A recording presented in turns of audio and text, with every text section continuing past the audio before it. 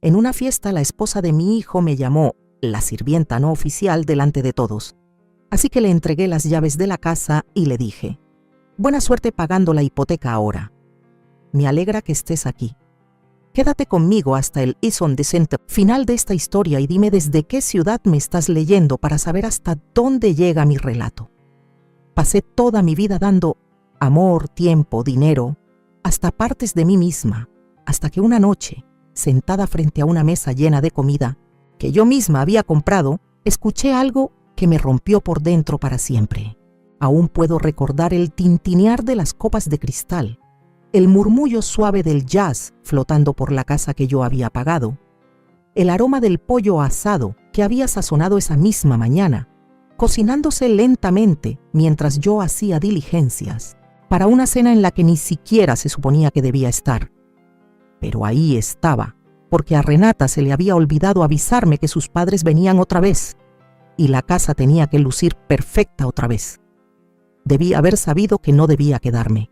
Debía haberlo anticipado en cuanto su madre me miró con esos ojos medio curiosos y medio condescendientes y preguntó: «¿Y tú quién eres?». Renata ni se inmutó. «Oh», dijo, riendo como si fuera lo más gracioso del mundo.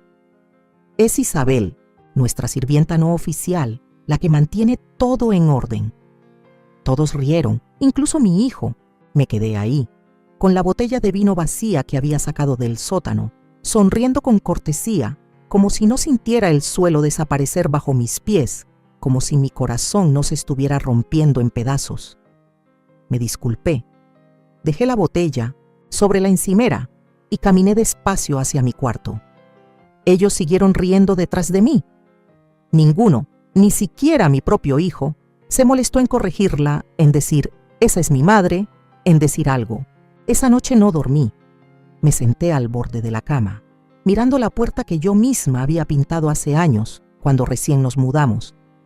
Recordé el día que firmé los papeles de la hipoteca.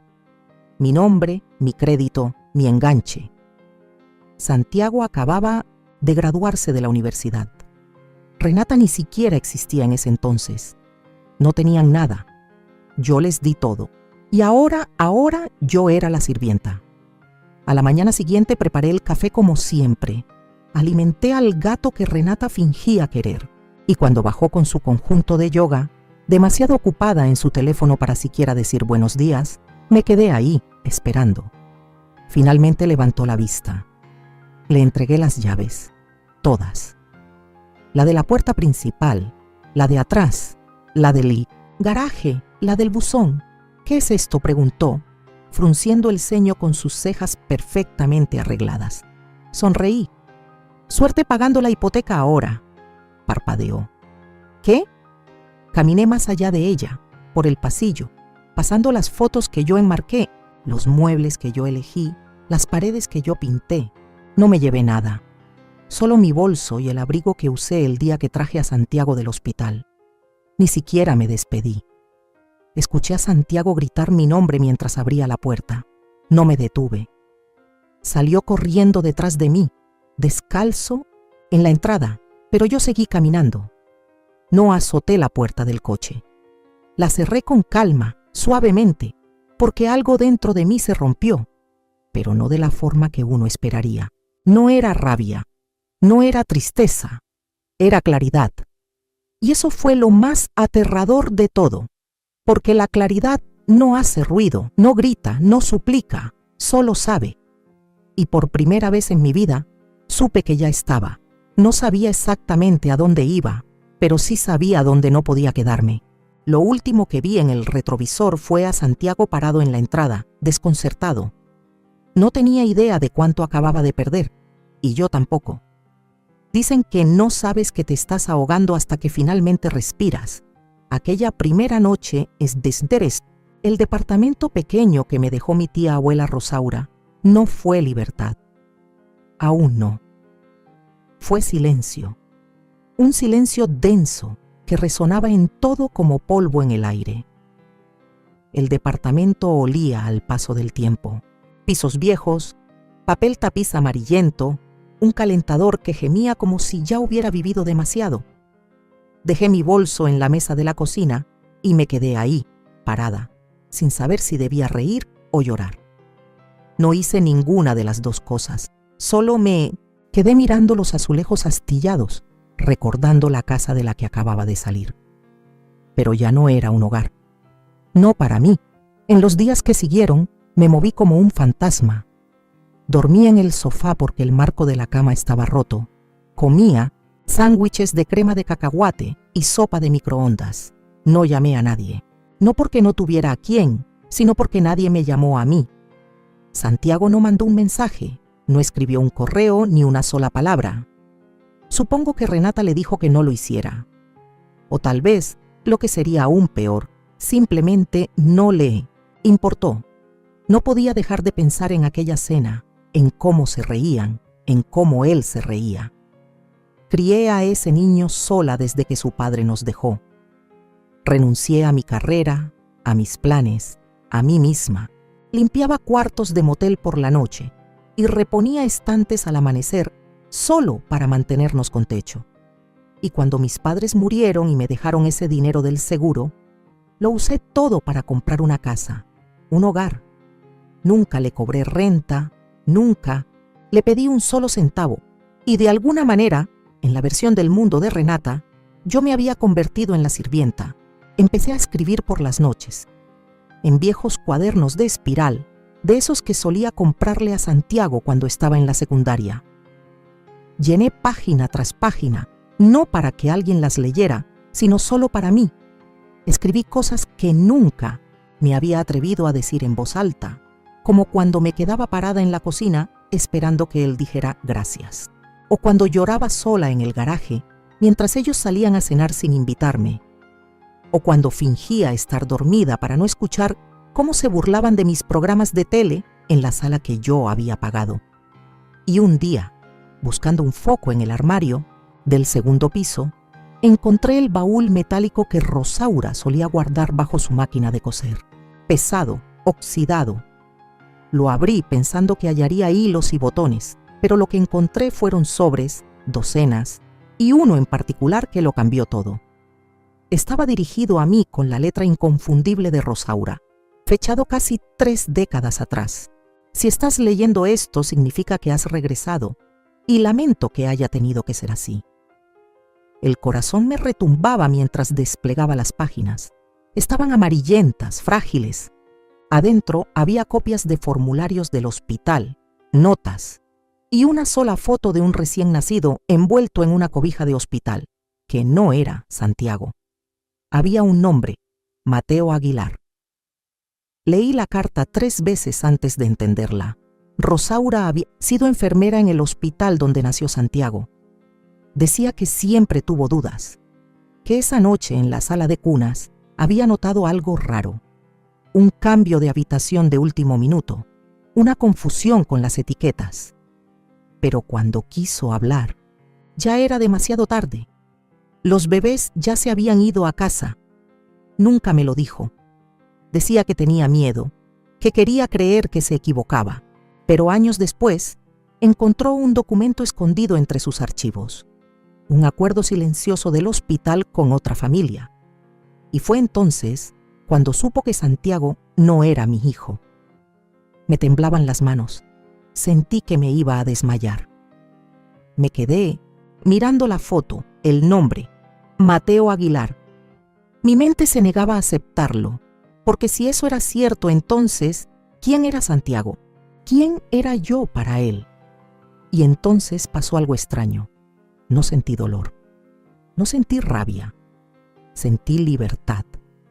No porque no quisiera a Santiago, sino porque de pronto todos esos años de dolor, de sentirme como una extraña en mi propia vida, tenían sentido.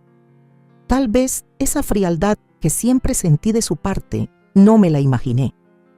Tal vez él también siempre me sintió como una extraña. Y tal vez no estaba loca después de todo. Pasé el resto de la noche leyendo cada papel de ese baúl. Rosaura lo había guardado todo. Informes de ADN, una declaración jurada, un pequeño artículo sobre la familia Aguilar, exitosa, educada, gente del lugar, que seguía viviendo en el mismo pueblo. Mi verdadero hijo había estado aquí todo el tiempo, creciendo a solo unos ¿cuántos kilómetros? Volví a doblar las cartas con cuidado, las puse en un sobre nuevo y las guardé en el cajón de mi buró. Luego me miré en el espejo durante muchísimo rato. No reconocía a la mujer que me devolvía la mirada, pero por primera vez en mucho tiempo no sentía vergüenza de ella. Estaba rota, sí, pero comenzaba a despertar, y el mundo todavía no sabía lo que eso significaba. Hay un tipo de silencio que no trae paz, es un castigo. Ese fue el silencio en el que viví durante semanas después de leer la carta de la tía, Rosaura. No sabía qué hacer con esa información. La llevaba dentro como un cable con corriente, peligroso de tocar, imposible de ignorar. No busqué a Santiago. No salí a encontrar a Mateo. Simplemente existía.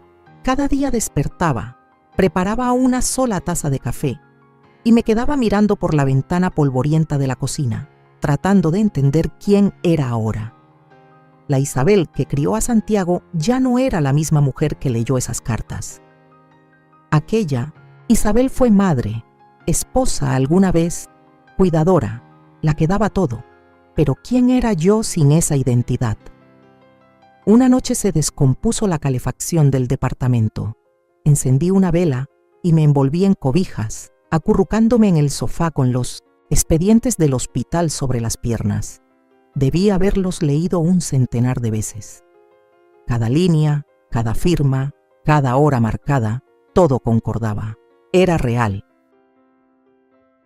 Mi verdadero hijo, Mateo Aguilar, nació la misma noche que Santiago, en la misma área del hospital, que luego hizo un arreglo silencioso con otra familia, esperando que la verdad jamás saliera a la luz.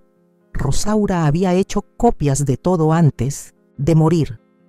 Me dejó las piezas de una verdad que me habían arrebatado. Sentí duelo, pero no por Santiago. Lloré por el tiempo, por los momentos que podría haber vivido con Mateo, las fiestas de cumpleaños, los primeros días de escuela, las rodillas raspadas y los proyectos de ciencias.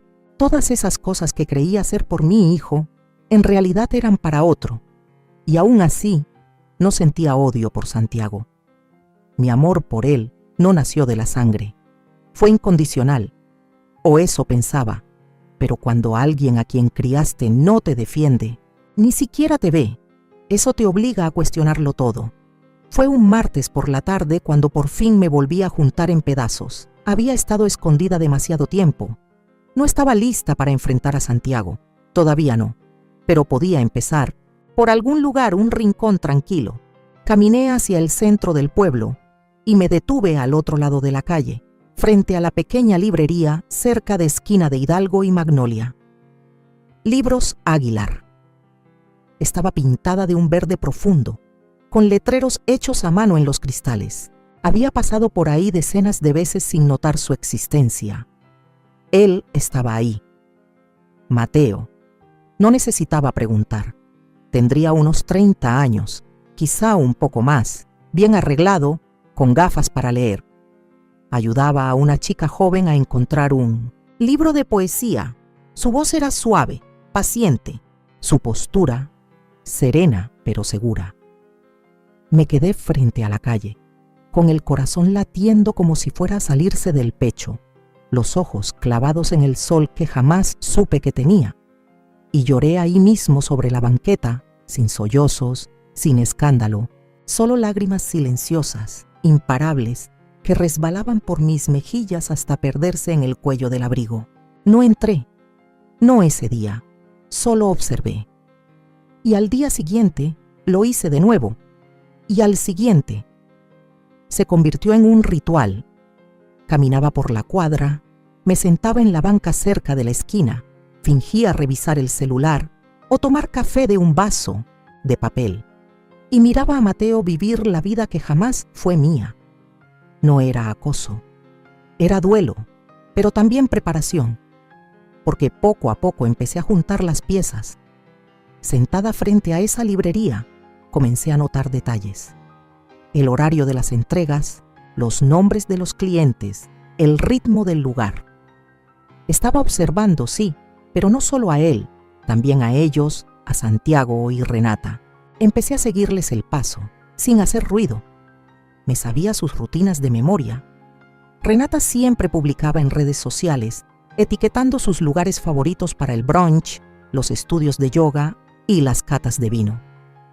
No era difícil seguir el rastro, y lo que descubrí me revolvió el estómago. No estaban luchando, estaban fingiendo.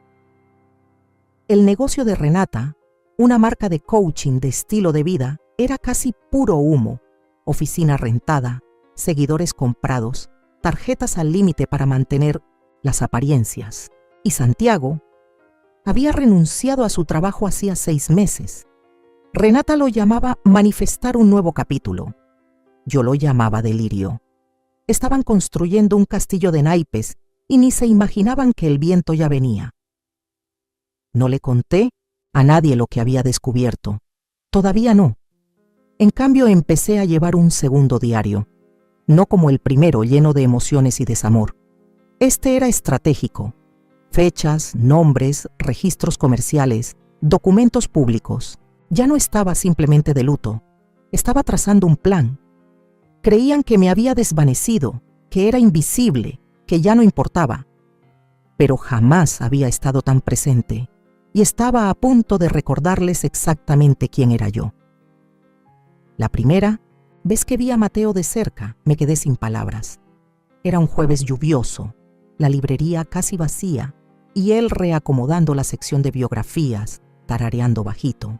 Me había quedado demasiado tiempo afuera. Y cuando giró y miró por el escaparate, nuestras miradas se cruzaron. Me regaló una sonrisa cortés, de esas que se le ofrecen a un desconocido. Y eso era yo para él, una extraña. El corazón me apretó. Me giré de inmediato, fingiendo mirar el celular, pero las manos me temblaban tanto que no podía simularlo bien. Caminé rápido, me escabullí por la esquina. Apenas logré llegar al coche antes de que las lágrimas me vencieran. ¿Cómo le dices a alguien que su vida entera comenzó por un error? ¿Cómo lo miras a los ojos y le sueltas? No eres quien crees ser y yo tampoco lo soy. Al llegar a casa, volví a sacar la carta de Rosaura y la leí 3 veces más. Ella no solo había descubierto la verdad, la había investigado. El nombre Mateo Aguilar no era una suposición. Estaba confirmado. Había encontrado los documentos del acuerdo. El hospital nunca me informó porque nunca debí enterarme.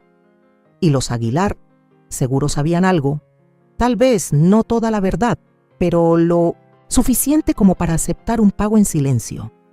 Pero yo no estaba ahí por venganza contra ellos. Ni siquiera sabía bien por qué estaba.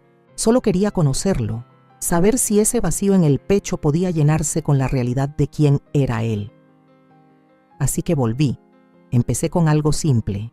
Compré un libro. Mateo fue quien lo cobró. Buena elección, dijo con una sonrisa. Difícil de encontrar hoy en día. Su voz era cálida, familiar de una forma que me apretó la garganta. Me entregó la bolsa, sus dedos rozando los míos un instante. Asentí. ¿Eres dueño de este lugar? Más o menos, contestó. Mis padres me ayudaron. A empezar, ya están jubilados, así que yo me encargo. Claro que lo ayudaron. Por supuesto que tuvo apoyo. No como Santiago, que solo tuvo mi sangre, mi sudor y mi sacrificio, y que aún así me ofreció como si fuera una burla. Mateo tenía padres, yo no. Y Santiago me tenía a mí, pero nunca quiso lo que yo le di. El universo revolvió el rompecabezas y nos dejó a todos sangrando sobre piezas que no eran nuestras. Empecé a visitar la librería cada pocos días como si nada.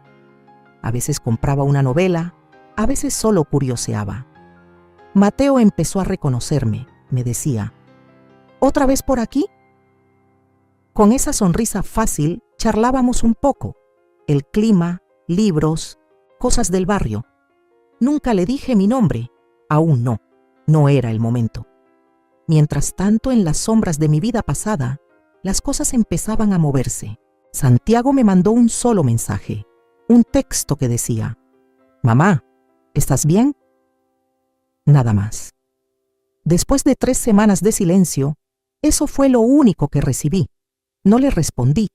Ya no tenía palabras, pero empecé a mirar más a fondo su mundo. Busqué la escritura de la casa. Seguía a mi nombre.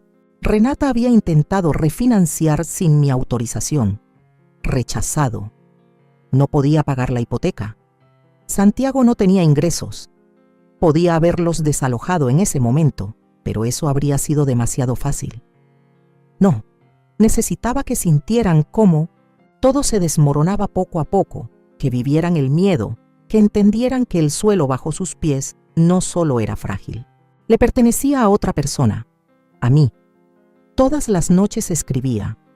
Mi nuevo cuaderno era meticuloso, cada recibo, cada conversación, cada vez que Mateo mencionaba un pasatiempo, un autor favorito, un recuerdo de infancia, lo anotaba.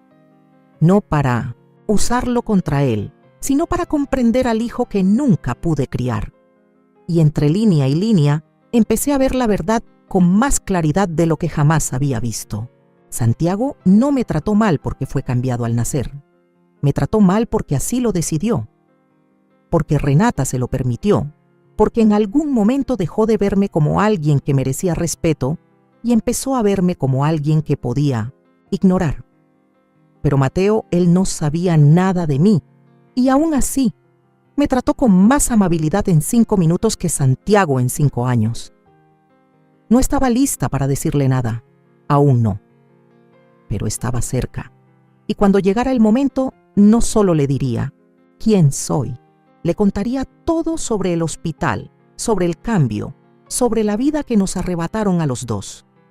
Pero primero tenía que terminar de ver cómo se desmoronaba la vida que ya había dejado atrás. Porque una vez que cayera la última pieza, no, pensaba mirar atrás. Nunca planeé convertirme en una sombra en mi propia historia. Pero a veces, la única forma de ver con claridad a las personas es salir de la luz. Después de aquel día en la librería, algo cambió dentro de mí. No de golpe, sino como un amanecer lento deslizándose por un campo helado. Silencioso, inevitable. No me apresuré. No solo intentaba reconectarme con un hijo que nunca conocí, intentaba recuperarme a mí misma. Empecé a caminar más erguida, a hablar con más firmeza. Compré una laptop usada y comencé a pasar mis notas a archivos, evidencia, líneas de tiempo, nombres. Esto ya no era un diario. Era pura estrategia, instinto de supervivencia. Y entonces todo se volvió tan claro como el agua. El mundo de Santiago y Renata estaba sostenido con cinta adhesiva y mentiras. La casa donde vivían, mi casa, aún estaba a mi nombre. El negocio de Renata, Renata Ascents, era un imperio de humo. Clientes inventados, testimonios falsos. Había construido su marca sobre frases hechas y filtros de Instagram, vendiendo consejos de crecimiento personal, mientras manejaba un coche de lujo rentado que ni siquiera podía pagar. Encontré los papeles de la LLC en línea. Revisé los registros fiscales. Busqué reseñas del negocio. Cada publicación suya estaba calculada. Cada evento al que iban era solo una excusa para la foto perfecta. Y detrás de todo eso, solo había deudas. Una montaña de deudas. Tarjetas al tope. Un préstamo privado en mora. La deuda estudiantil de Santiago seguía ahí, sin tocar esvexes. Estaban ahogando en cuentas por pagar, pero eran demasiado orgullosos para admitirlo. O tal vez, simplemente demasiado soberbios. Ahí fue cuando supe que si tiraba de un solo hilo, todo se vendría abajo. Pero no lo hice, aún no. Porque todavía me faltaba dar un paso más. Mateo. Yo seguía yendo a la librería y él todavía no sabía quién era yo. Pero con cada encuentro, el miedo se iba deshaciendo un poco más. Hablábamos de libros, de la vida, de cosas pequeñas, series, buen café, el ruido de la ciudad. Una vez nos sentamos en el cafecito de al lado y me contó que casi se convierte en maestro, pero su amor por los libros lo llevó al mundo de los negocios.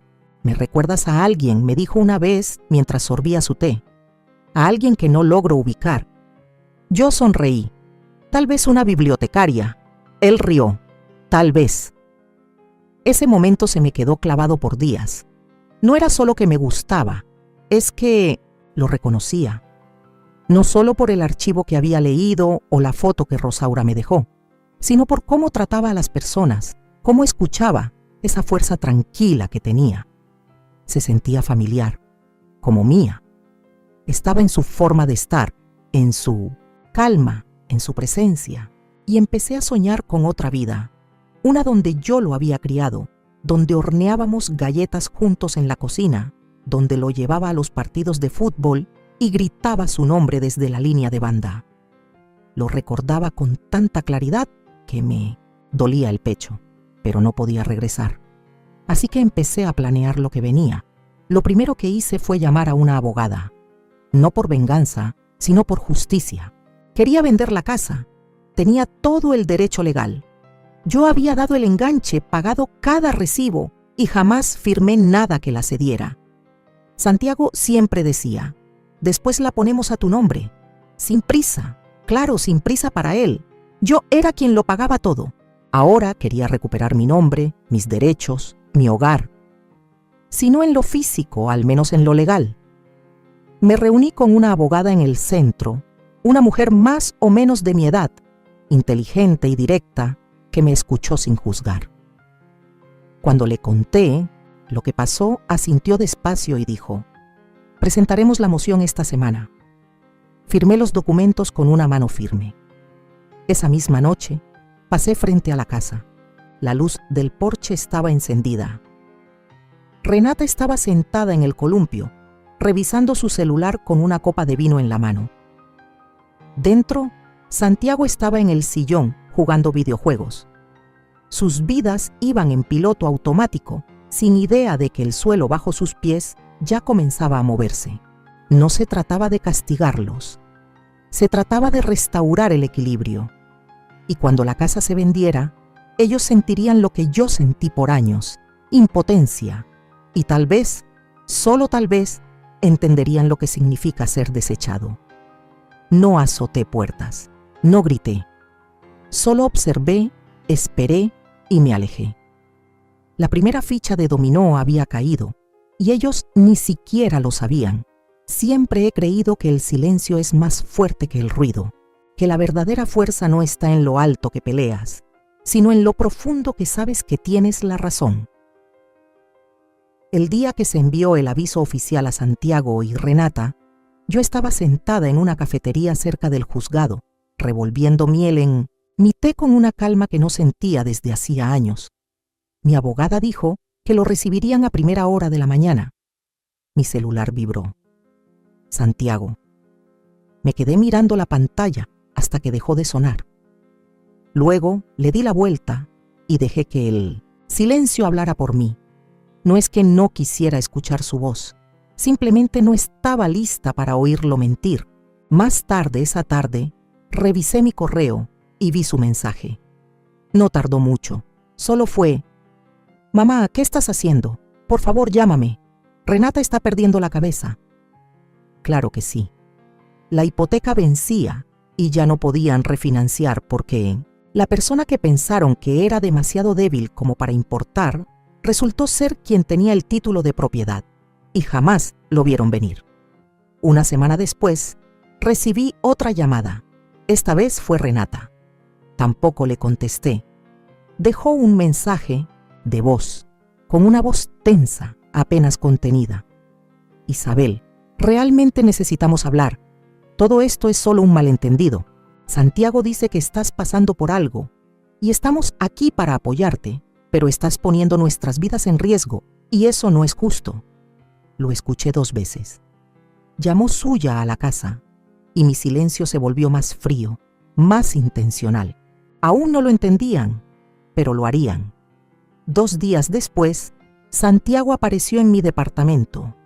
Lo vi por la mirilla antes de que tocara. Cabello revuelto, ojeras profundas, un hombre deshecho. No abrí la puerta. Se quedó ahí mucho rato. Tocó una vez, luego otra y dijo: «Mamá, por favor no hagas esto». Yo estaba del otro lado, con la mano en la perilla, pero no la giré. Lo dejé en el vacío de no ser escuchado, justo como me dejaron, a mí durante años. La semana siguiente, mi abogado terminó los papeles para poner la casa en venta. Toda la ganancia sería mía. Cada centavo, legal, ético, emocional, todo me pertenecía. Renata trató de pelearlo. Alegó haber aportado valor. Mi abogado sonrió y dijo que lo pruebe en la corte. No pudo, porque jamás invirtió en nada, más que en las apariencias, y ahora eso también se desmoronaba, filtro por filtro. La gente se enteró. Los padres de Renata dejaron de comentar en sus publicaciones. Los clientes comenzaron a retirarse. Ella hizo un video intentando explicar lo injusta que es la ley de propiedad generacional. Pero la gente vio más allá, y yo no publiqué nada. Solo seguí yendo a la librería de Mateo. Volvimos a tomar café, hablamos de una novela vieja que nos gustaba a los dos. Me recomendó unas memorias. Es sobre el duelo, me dijo, pero también sobre el perdón. Asentí, tragándome el nudo en la garganta. Creo que te gustaría, añadió. Tal vez sí, pero aún no. Todavía no terminaba de llorar ni de perdonar. En casa, empecé a guardar fotos viejas, imágenes de Santiago de bebé, retratos escolares, fiestas de cumpleaños donde hice todo el trabajo y nunca me reconocieron nada. No los tiré, pero los guardé, porque la mujer que había pasado su vida entregándolo todo ya no estaba, y la que tomó su lugar no estaba enojada, estaba despierta. Los papeles ya estaban firmados, la casa se iba a poner a la venta y, en algún rincón de esa librería verde, al otro lado de la ciudad, mi verdadero hijo se reía por algo que le dijo un cliente, sin imaginar que su vida también estaba a punto de cambiar, pero para bien. Porque no todas las pérdidas son tragedias. Algunas son comienzos disfrazados. Siempre pensé que las máscaras eran para fiestas de disfraces, pero Renata la llevaba como si fuera parte de su piel. Impecable, sonriente, inquebrantable, de esas mujeres que siempre saben cómo posar para una foto, cómo modular la voz frente a los demás. Pero lo curioso con las máscaras es que tarde o temprano se resquebrajan, y yo estaba a punto de romper la suya por completo. La idea se me ocurrió una mañana mientras hojeaba el directorio de negocios locales. Ya tenía suficiente basura personal, problemas de crédito, colaboraciones falsas en Instagram, pagos atrasados de hipoteca. Pero no quería chismes. Quería pruebas, algo sólido, algo que no pudieran disfrazar, así que contraté a un consultor empresarial local, un hombre llamado Darren. Callado, profesional, discreto. Le dije que necesitaba una auditoría completa de un negocio, nada ilegal, solo una revisión a fondo y privada de su estructura. Le di el nombre de la empresa de Renata. Renata Astens LLC. Se puso a trabajar. Una semana después, me entregó todo en una carpeta bien ordenada. Y lo que descubrió, ni yo lo veía venir. Todo el modelo de negocio de Renata era una farsa. No había presentado impuestos en los 2 últimos trimestres. Varias facturas falsificadas para que parecieran de clientes reales. Pero esos clientes no existían. Las sesiones de fotos se hacían en propiedades alquiladas que ella presentaba como remodelaciones hechas por su empresa. Sus supuestas alianzas comerciales eran solo enlaces de afiliado con métricas infladas. No solo fingía ser exitosa, estaba engañando a todos. Le pregunté a Darren, ¿esto aguantaría una revisión seria? Él me miró y dijo, si esto sale a la luz, está acabada, financiera y profesionalmente. Y ahí fue cuando tomé una decisión. Imprimí todo. Luego busqué la dirección de los padres de Renata, los mismos que alguna vez se rieron en mi casa, chocando copas de vino mientras su hija me humillaba en mi propia cocina. Les envié el archivo de forma anónima, sin carta, sin firma, solo una nota sencilla encima que decía, todo lo que crees saber es una actuación. 2 días después, empezaron a notarse las primeras grietas. El Instagram de Renata se quedó en silencio. Nada de historias ni rutinas matutinas cuidadosamente planeadas. Su última publicación, una frase inspiradora sobre ser incomprendida, se llenó de comentarios extraños. Luego, como piezas de dominó, su mundo comenzó a desmoronarse. Su sitio web se cayó por mantenimiento. Su último taller programado fue cancelado por circunstancias imprevistas. Y la cereza del pastel me llegó por una vecina de antes que aún la seguía. La mamá de Renata fue vista saliendo de su casa hecha una furia, gritando por teléfono, la cara roja, el bolso dando vueltas enloquecido. Lo que haya pasado detrás de esas puertas cerradas no tuvo filtros ni fue bonito. Santiago volvió a llamarme esa noche. No contesté. Dejó otro mensaje. Mamá, no sé qué está pasando. Los papás de Renata ya no nos hablan. Alguien les mandó cosas, documentos. Piensan que los falsificamos. ¿Fuiste tú? ¿Fuiste tú la que hizo esto? No le respondí. Por fin estaba viendo quién era ella en realidad. Y quién era él también.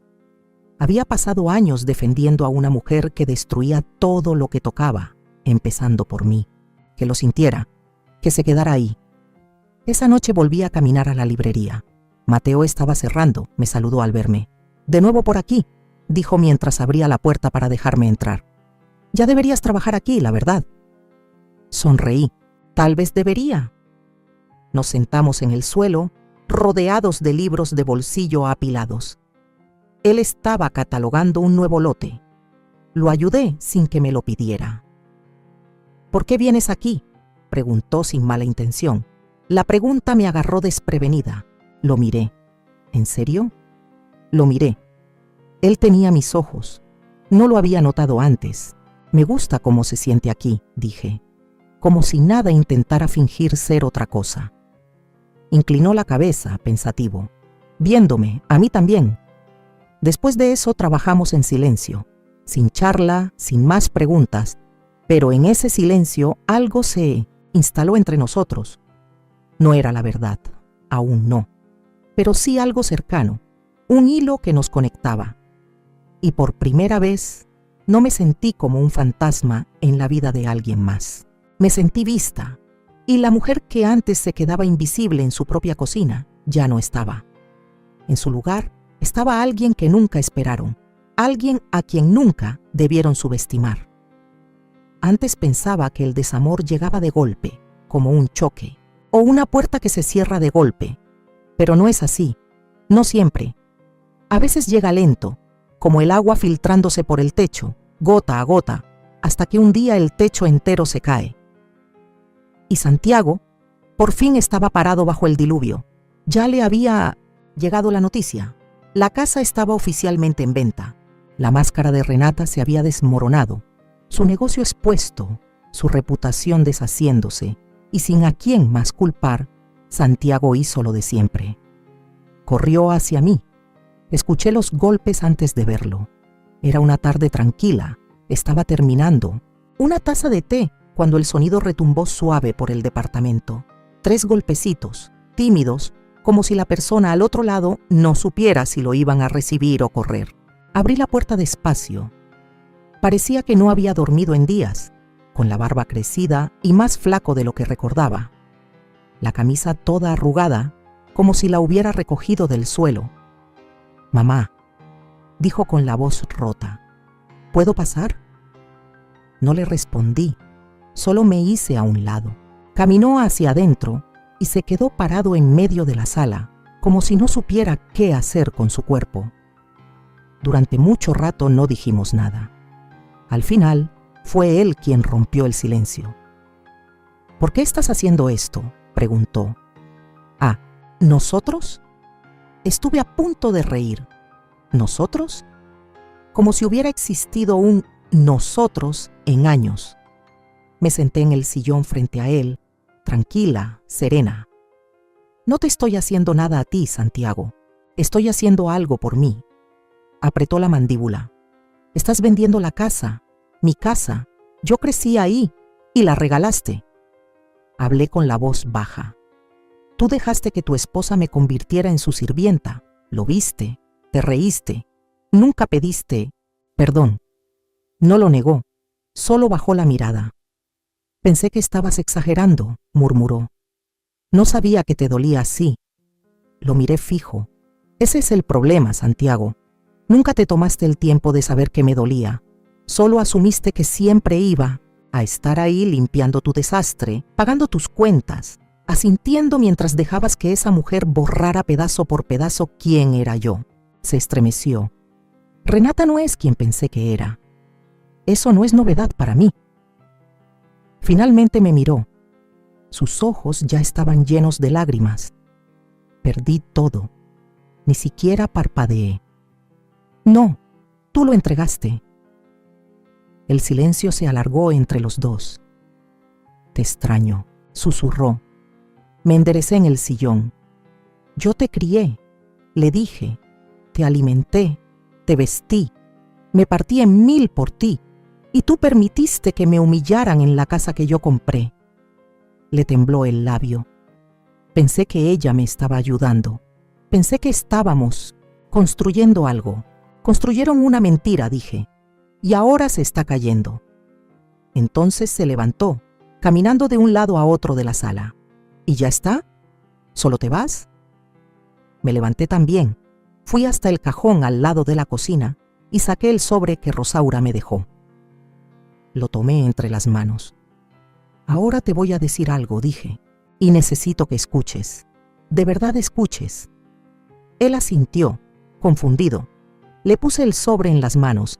Estos son tus documentos de nacimiento. Lo leyó. Se sentó, lo abrió despacio, frunció el ceño, luego su expresión se desmoronó.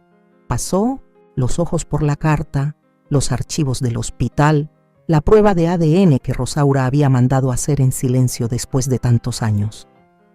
Me miró, los ojos abiertos de par en par. Esto no puede ser verdad. Lo es. ¿Estás diciendo que no soy tu hijo? Digo que no naciste de mí, pero te crié como si lo fueras. Te entregué todo lo que era mío, incluso cuando tú no lo querías. Se quedó lívido. Entonces, ¿quién es tu verdadero hijo? No respondí. Permaneció ahí, en estado de shock, la boca entreabierta, las hojas temblando en sus manos. Ya no sé quién soy, susurró. Ahora sabes cómo me sentí yo, dije. Durante años no lloró, no de verdad. Pero algo dentro de él se quebró, y lo vi romperse. No con rabia, no con venganza, sino con calma, porque al fin dije lo que llevaba años callando. Lo acompañé hasta la puerta. Se volvió, los ojos suplicantes. ¿Podemos arreglar esto? Lo miré directo. No lo sé, respondí, pero ya no me toca a mí intentarlo. Y cerré la puerta con cuidado tras de él, sin rencor, pero con firmeza, porque por primera vez en mi vida no fui yo quien la mantenía abierta. Me tomó 3 días decidir cómo lo iba a hacer. Practiqué la conversación frente al espejo, en el coche, incluso en la fila del supermercado con la mano aferrada a una canasta de naranjas, susurrando frases que apenas podía terminar. Soy tu madre. Hubo un error. Has vivido una vida que no era la tuya, y yo también. Pero nada sonaba bien, porque ¿cómo se lanza una verdad así en la vida de alguien y se espera que sobreviva al impacto? Aún así, tenía que intentarlo. Mateo estaba en la librería como siempre. La luz entraba por las ventanas en haces dorados, suavizando los estantes y esparciendo sombras sobre el suelo de madera. Se sentía como un lugar sagrado, un espacio donde la verdad tenía su sitio. Cuando levantó la vista y sonrió, estuve a punto de dar media vuelta y marcharme, pero no lo hice. Hola, dijo. Llegaste justo a tiempo. Acabamos de recibir una tanda nueva de ediciones raras de poesía. Tragué el nudo en mi garganta. En realidad, dije, yo vine a hablar. Me observó por un momento como si hubiera notado algo en mi voz. Claro, pasa. Me guió por una puerta lateral hacia una salita diminuta, con una tetera en la barra, un sofá desparejo, una mesa con las esquinas astilladas. Vida real, sin filtros. Nos sentamos. He venido aquí por una razón, comencé, entrelazando las manos con nerviosismo. Lo imaginé, respondió en voz baja. ¿De verdad? ¿No vienes precisamente por los libros? Solté una risita triste. No, es por eso. Entonces saqué el sobre, la carta de Rosaura, los registros de nacimiento, la prueba de ADN, y lo puse todo sobre la mesa entre nosotros. ¿Qué es esto?, preguntó con cautela. Algo que va a cambiarlo todo. Me miró, esperando. Hace unos 30 años, dije con la voz quebrándose, hubo un error en el hospital. 2 bebés fueron cambiados al nacer. Sus cejas se fruncieron, la confusión le cubrió el rostro como una sombra. Mi hijo, dije, fue entregado a otra familia. Se quedó inmóvil y el de ellos me fue dado a mí. No dijo nada durante un largo momento. Yo lo crié, seguí, lo amé con todo lo que tenía, pero él no me amó de vuelta. No de verdad. Sus ojos buscaron los míos, armando despacio las piezas que yo no decía en voz alta. ¿Tú crees que yo soy? Sé que lo eres. Miró el sobre, lo tomó con las manos temblorosas. Dentro estaban los documentos, la línea de tiempo, la explicación, la carta de Rosaura con su confesión callada. Leyó en silencio. Cada segundo se estiraba como si el tiempo no tuviera fin. Al terminar no me miró de inmediato, solo dejó los papeles sobre la mesa, con los dedos aún en el borde, como si necesitara aferrarse a algo. Es mucho, dijo al fin. Lo sé. ¿Y tú eres Isabel? Sí. Levantó la vista, los ojos vidriosos. No siento nada. Todavía no. No tienes que sentir nada, respondí. No vine a pedirte un lugar en tu vida. Solo quería que lo supieras. Necesitaba que lo supieras. Asintió despacio. ¿Por qué ahora? Porque ya no podía vivir con el silencio. Porque la verdad merecía respirar.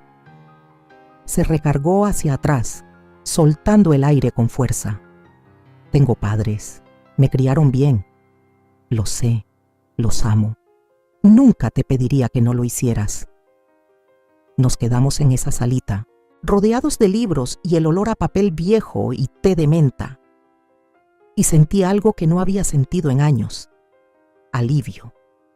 No alegría, no un cierre, sino la libertad de ya no cargar sola algo tan pesado. Después de un rato se levantó, caminando despacio. No sé qué hacer con esto, dijo con honestidad. Yo tampoco, pero no te odio. Se me llenaron los ojos de lágrimas. Eso ya es más de lo que esperaba. Él se giró para mirarme de nuevo. No tenías que venir, pero lo hiciste. No sabía cómo no hacerlo, respondí. Él asintió otra vez, una comprensión tranquila instalándose entre los dos. ¿Podemos ir despacio?, preguntó. No quiero convertir esto en algo que no es. No pediría nada diferente. Me regaló una sonrisa tenue, frágil. ¿Quieres quedarte a tomar té? Le devolví la sonrisa. Me encantaría. Esa tarde no volvimos a mencionar los documentos. Hablamos de libros, del clima y de cómo detestaba el sonido de los carillones de viento, pero amaba la lluvia. Y aunque el pasado seguía ahí, intacto y sangrante entre nosotros, algo habíamos empezado. No era una relación, no aún, pero tal vez, solo tal vez, un comienzo. Cuando llegó el otoño, no solo las hojas estaban cambiando. La casa se vendió más rápido de lo que esperaba. Recibí el precio completo, más de lo que imaginaba. Santiago y Renata tuvieron que desocupar en 30 días, sin prórrogas, sin renegociaciones. No los desalojé por rencor, lo hice por necesidad. porque esa casa había sido mi cárcel por demasiado tiempo. Verlos empacar su vida cuidadosamente armada, caja por caja, sabiendo que cada cojín, cada planta, cada adorno de diseñador había sido comprado con tiempo, prestado, fue como ver desmontar el escenario de una obra de teatro. La función había terminado. La ilusión se desvaneció el día que llegó el camión de mudanza. Pasé en coche. No me detuve. Solo observé desde lejos mientras Renata daba órdenes a los cargadores. Sus gafas oscuras ocultando lo que quedaba de su orgullo. Santiago estaba en el jardín, el teléfono pegado al oído, caminando en círculos. Me pregunto si alguna vez pensó que este día llegaría. Me pregunto si sabía que yo sería quien lo traería. Su caída no fue escandalosa. No hubo gritos, ni noticias en la televisión local, pero fue total. Los padres de Renata le retiraron el apoyo económico. Su negocio perdió todos los patrocinios importantes. Su marca, que antes parecía impecable, ahora era tema de susurros en los rincones del pueblo. La mujer que se rió de mí en mi propia cocina ya no podía costear su línea de cuidado facial carísima ni su matcha diario. Santiago intentó conseguir trabajo, cualquier trabajo, pero sin título, sin referencias y sin experiencia reciente, las puertas no se abrían. Se mudó a un departamento pequeño en las afueras del pueblo. Eso lo supe por el abogado. No lo pedí, pero tampoco lo celebré, porque esto no se trataba de venganza. Era cuestión de verdad, de consecuencias. Mientras tanto, mi vida, en silencio y sin prisa, empezaba a tomar otro rumbo. Mateo y yo seguíamos viéndonos, siempre de manera relajada. Un café, charlas sobre libros, artículos compartidos y comentarios, sueltos sobre la vida. Una vez me preguntó sobre mi escritura y le conté que había comenzado a trabajar en unas memorias, que tenía una historia que contar, aunque nunca llegara a publicarla. Él dijo, «Deberías. Historias así importan». Aún no me llamaba mamá y no lo esperaba. Ese no era el punto. Estábamos construyendo algo no por obligación, sino porque queríamos, y eso lo cambiaba todo. Una tarde caminamos juntos por el mercado de productores. Él tomó un frasco de mantequilla de manzana y soltó una risa. Mi mamá solía hacer esto cada otoño. Algo en la forma en que dijo mi mamá no dolió. Se sintió bien, natural, correcto. Porque él tenía una mamá y yo tenía un hijo que no me vio hasta que ya era demasiado tarde. Algunas noches me quedaba sola con mi té, preguntándome si Santiago dormía en un colchón o en el suelo, si Renata seguía usando sus batas de seda, si al mirarse ahora veían todo lo que antes decidieron ignorar. No los extrañaba. Extrañaba la idea de lo que se suponía que íbamos a hacer. Pero el duelo así es como una sombra. Se desvanece poco a poco. Y en su lugar crece el orgullo, sobre todo cuando aprendes a quererte más de lo que alguna vez deseaste. Su aprobación. Caminé por mi antiguo vecindario una última vez antes de que se cerrara la venta. No para rondarlo, solo para despedirme. Pasé por la escuela donde Santiago estudiaba, el parque donde lo empujaba en los columpios, el súper donde contaba cupones para poder comprarle su cereal favorito.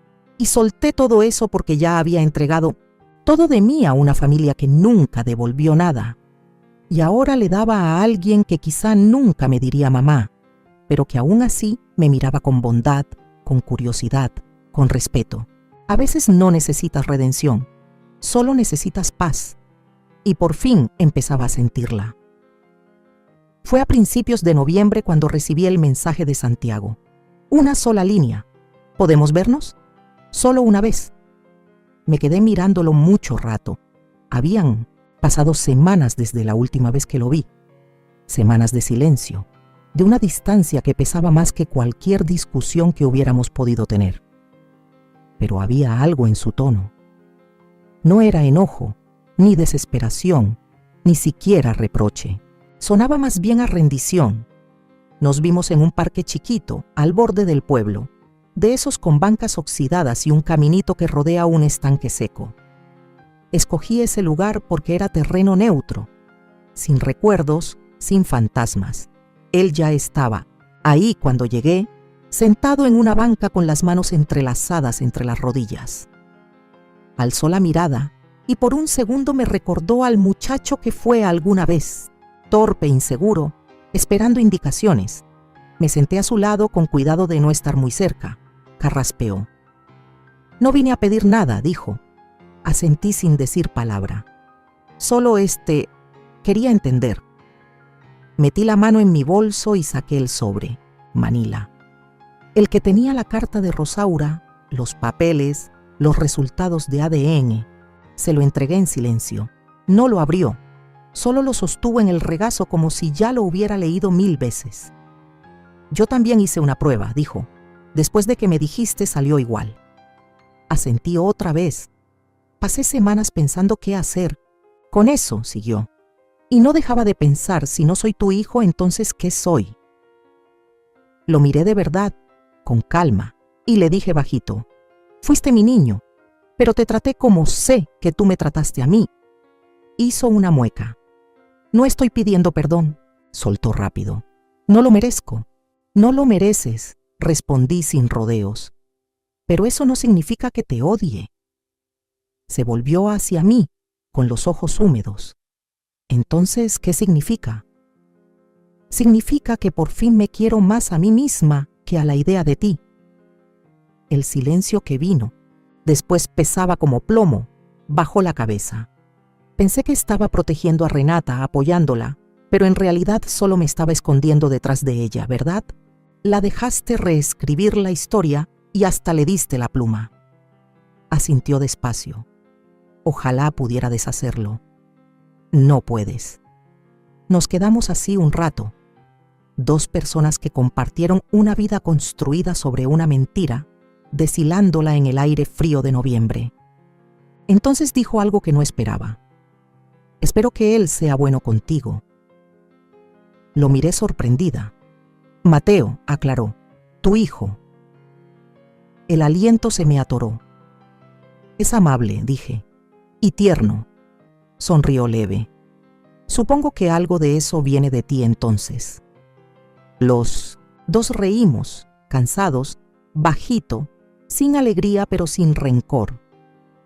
No quiero estar en tu vida si te hace daño, dijo por fin.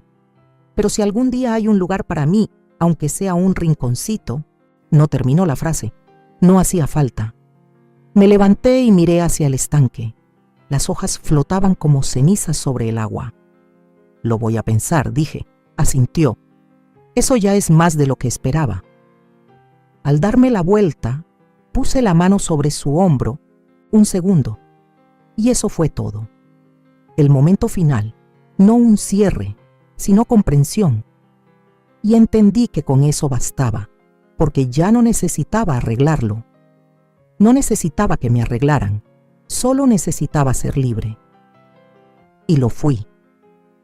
De verdad, lo fui. Siempre pensé que la palabra libertad sonaba demasiado grande, demasiado elevada, como algo reservado para discursos o desfiles patrióticos, no como algo que alguien como yo pudiera realmente vivir. Pero esa mañana, cuando giré la llave en en la puerta principal de la librería de Mateo, por fin entendí lo que significaba. Me había llamado la noche anterior, dijo que tenía algo que mostrarme. Su voz sonaba tranquila, pero cargada de algo más, algo que hervía bajo la superficie. Entré y lo vi parado junto a la pared del fondo, donde habían colgado un nuevo letrero de madera encima de un arco. El letrero decía el siguiente capítulo. Sonreí. ¿Y esto qué es? Me entregó una llave de latón. Pequeña, sencilla, brillante. Es una nueva sección que estoy abriendo. Un rincón acogedor para leer, un espacio para café, charlas comunitarias. Quiero que sea más que una tienda. Quiero que se sienta como un lugar al que pertenecer. Giré la llave entre mis dedos. ¿Y quieres que lo abra yo? Me miró. Ahora, serio, quiero que sea tuyo. Me quedé mirándolo. Siguió hablando con una voz suave. Le diste tu vida entera a alguien. Te trataron como si fueras parte del mobiliario, como un adorno, pero yo te veo. No necesito que me demuestres nada. Ya has hecho suficiente. Sentí las lágrimas subiendo. Parpadeé para contenerlas. No tienes que hacer esto, susurré. Lo sé, dijo, pero quiero hacerlo. Caminé hacia la puerta bajo el letrero y deslicé la llave en la cerradura. Giró sin problema. Dentro, una luz cálida se filtraba por las ventanas altas. Las paredes ya tenían estanterías medio llenas de clásicos y memorias. Una alfombra al centro, un sillón gastado, una mesita con un juego de té. Parecía una habitación sacada de un sueño que había olvidado tener. Me di la vuelta completamente desarmada. Mateo sonrió. Considéralo tuyo, por el tiempo que tú quieras. Caminé hasta el centro del cuarto y me quedé quieta, respirando el aire con aroma a madera nueva, papel y posibilidad. Esa noche me senté en el departamento por última vez, el cuaderno viejo en mi regazo, la última página aún en blanco. Escribí. Fui una mujer que dio hasta desaparecer. Luego me convertí en la mujer que recuperó todo. No con rabia, no con fuego, sino con silencio, con verdad y con la clase de fuerza que jamás vieron venir. Al día siguiente finalicé la donación. Una parte de la venta de la casa fue directamente a una fundación que apoya a mujeres que están comenzando de nuevo, aquellas descartadas, subestimadas como lo fui yo. Me llamaron para darme las gracias. Pero yo no necesitaba agradecimientos, porque cada vez que cruzaba la puerta de esa librería, al pasar a otro capítulo, recordaba quién soy ahora. No la mamá de Santiago, ni la sirvienta de Renata, Isabel, Cordero, mujer, sobreviviente, autora de su propio final. Nunca necesité permiso para volver a empezar. Solo una llave. Y ahora la tenía en la mano. Y esta vez no abría la puerta de alguien más. Abría la mía. ¿Y sabes qué aprendí? Que a veces para encontrar tu lugar en el mundo primero tienes que perderlo todo. Que hay silencios que duelen, pero también hay silencios que curan. Que no se trata solo de sobrevivir a lo que te hicieron, sino de decidir quién serás después de eso. No me convertí en una heroína. No me levanté con el puño en alto ni busqué aplausos. Solo me negué a seguir siendo invisible. Y en ese acto silencioso encontré mi poder. Así que si alguna vez sentiste que diste todo y te dejaron con las manos vacías, si alguna vez fuiste la que cocinó y nadie dijo gracias, la que sostuvo un hogar y ni siquiera tenía un cuarto propio, esta historia es también para ti. Y ahora te pregunto, si tú fueras yo, si hubieras pasado por todo esto, ¿qué habrías hecho? ¿Te habrías quedado callada? ¿Habrías perdonado? ¿Habrías reclamado lo que era tuyo o simplemente habrías seguido adelante?